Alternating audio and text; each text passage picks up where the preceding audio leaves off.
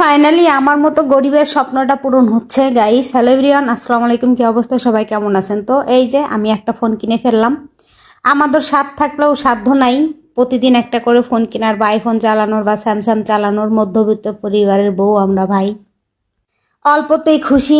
এই যে Redmi 30 Pro+ unboxing করতেছি, মনে হচ্ছে আইফোন আনবক্সিং করতেছি, মানে আইফোনের ফিল নিচ্ছি। কবে যে একটা আইফোন কিনতে পারবো জানি না, আপনারা দোয়া করবেন খুব শীঘ্রই যেন আমি একটা আইফোন বা একটা স্যামসাং ফোন কিনতে পারি।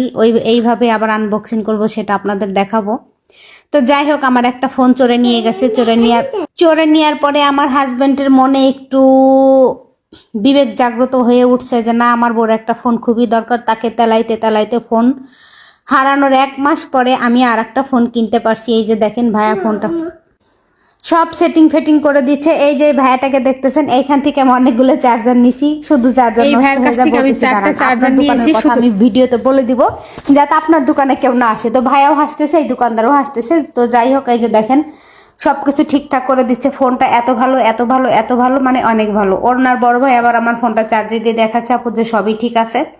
তো দোয়া করবেন আমার ফোনটার জন্য, আমার কাছে মানে অনেক দিন টেকে, আর কোনো চোর বালা মুসিবত যেন আমার ফোনের কাছে না আসে। এই যে দেখেন সবকিছু আবার ঠিকঠাক করে প্যাকেট করে ভরে দিচ্ছে। ভাইয়া বলতেছে আপু এর উপর একটা ডিসপ্লে লাগান, যেহেতু আপনার ছোট ছোট বাবু আছে আর আমি হচ্ছে ম্যাক্সিমাম টাইমে এই রোড দিয়ে যাতায়াত করি। ওরা জানে যে আমার 2টা বাচ্চাই অনেক দুষ্ট। এইদিকে আবার ভাইয়া ক্যামেরাটা দেখাইতেছে, ভিডিও দেখেন একদম ক্লিয়ার। তো ক্যামেরা দেখানো হয়ে গেল, সবকিছু ঠিকঠাক। আমি এখন টাকা দিবার পালা, টাকাটা সুন্দর করে গুনে নিচ্ছি। তো ওরা বললো যে আপু আপনার ছেলে দুটো খুবই মানে একটু বেশি চালু, ওরা এর জন্য আপনার সামনে পিছনে গ্লাস কাবার টাবার যা লাগে সবকিছুই পাইকারি দামে পাবেন। একটা দোকান দেখাই দিল, ভাইয়ের নাকি বন্ধুর দোকান। তো ওইখানে আবার যাবো। ওই টাকাটা গুনা শেষে ওনার বড় ভাই গুনে নিচ্ছে টাকা, আমিও দিচ্ছি। গুনে দেওয়া ভালো, যাকে দিচ্ছি তারও গুনে নেওয়া ভালো। তো ওইখান থেকে এই যে ভাইয়ের দোকানে চলে আসলাম। এত নিখুঁত ভাবে আমার ফোনের কাজটা করে দিচ্ছে, মনে হচ্ছে ওনার নিজের ফোন। তো এই ডিসপ্লেটা অন্য দোকানে 1000 টাকা দাম চাইছে আমার কাছে। তো আমি পাইকারি এই পাশে চলে আসছি, অল্প টাকার মধ্যে 250 টাকার মধ্যে আমি গ্লাসটা লাগাইতে পারতেছি। দেখেন সুন্দর করে কি একটা পানি দিয়ে যেন প্রথমে মুছে নিল, তারপরে মুছা শেষ হচ্ছে না, একপাশে একটু ময়লা ছিল, আবারও মুছে কি যেন একটা লিকুইড দিয়ে এর উপরে হচ্ছে এই যে গ্লাসটা আস্তে আস্তে আস্তে আস্তে বসাই দিচ্ছে। তবে ওনার কাজ কিন্তু আমার কাছে অমায়িক লাগছে, ভালো লাগছে।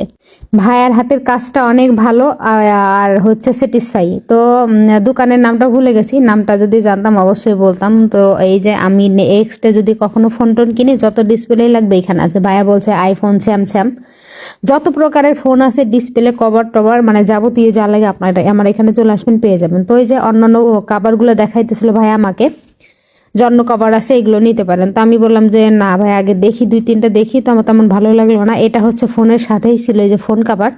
আমি বললাম এটাই আপাতত কিছুদিন ব্যবহার করি, তারপরে হচ্ছে আমি অন্য জিনিস ট্রাই করবো। এই যে পরে বলতে সাপু পিছনে প্রোটেকশন দিয়ে দিচ্ছে। আমি বললাম আচ্ছা ঠিক আছে।